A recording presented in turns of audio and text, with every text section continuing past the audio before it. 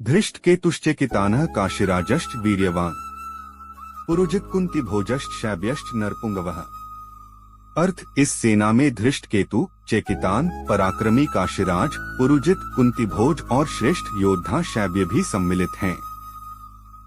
व्याख्या, दुर्योधन पांडव सेना के अन्य वीरों का उल्लेख करता है जो युद्ध में अपनी अद्वितीय क्षमता और कौशल के लिए प्रसिद्ध हैं। यह दिखाता है कि दुर्योधन पांडव पक्ष की ताकत को गंभीरता से ले रहा है। इस श्लोक में दुर्योधन पांडव सेना के अन्य महत्वपूर्ण योद्धाओं का वर्णन करता है। यह उसकी चिंताओं और पांडव पक्ष की शक्ति को समझने का संकेत है। युधामन्युश्च विक्रांत उत्तमौजाश्च वीर्यवान सौभद्रो द्रौपदेयाश्च सर्व एव महारथाः। अर्थ, इस सेना में विक्रमी युधामन्यु, पराक्रमी उत्तमौजा, अभिमन्यु, सौभद्र और द्रौपदी के पुत्र भी शामिल हैं। ये सभी महारथी हैं।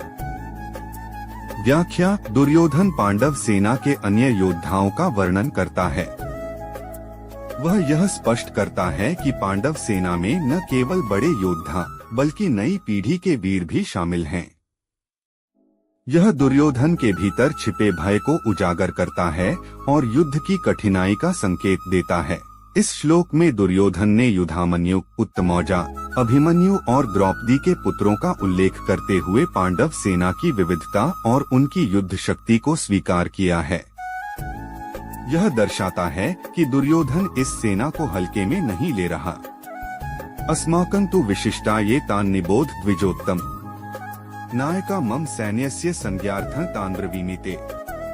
अर्थ, हे ब्राह्मण श्रेष्ठ द्रोणाचार्य, अब हमारी ओर के विशिष्ट योद्धाओं को सुनो। मैं तुम्हें अपनी सेना के नायकों के बारे में बताता हूँ। व्याख्या, दुर्योधन अब अपनी सेना के प्रमुख योद्धाओं का उल्लेख करने के लिए तैयार होता है। यह पांडवों की सेना का वर्णन करने के बाद अपनी सेना के प्रति आत्मविश्वास को दिखाने का प्रयास है। वह अपनी सेना की ताकत को द्रोणाचार्य के सामने प्रस्तुत करना चाहता है। इस श्लोक में दुर्योधन ने अपनी सेना के नायकों का उल्लेख करने की बात कही है। वह अपनी सेना की शक्ति और उनकी भूमिका को रेखांकित कर गुरु द्रोणाचार्य का ध्यान आकर्षित करना चाहता है।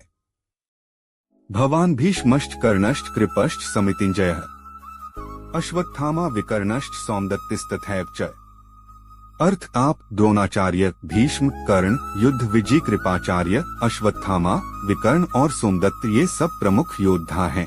व्याख्या, दुर्योधन अपनी सेना के महान योद्धाओं का उल्लेख करता है जो युद्ध में अपनी ताकत और कौशल के लिए प्रसिद्ध हैं। यह उनकी सेना की ताकत का प्रदर्शन है और इस बात को दर्शाता है कि वह अपने योद्धाओं पर गर्व करता है। इस श्लोक में दुर्योधन अपनी सेना के प्रमुख योद्धाओं जैसे भीष्म, कर्ण और कृपाचार्य का उल्लेख करता है। वह अपनी सेना की शक्ति को द्रोणाचार्य के सामने प्रस्तुत करता है ताकि उनका आत्मविश्वास बढ़ सके।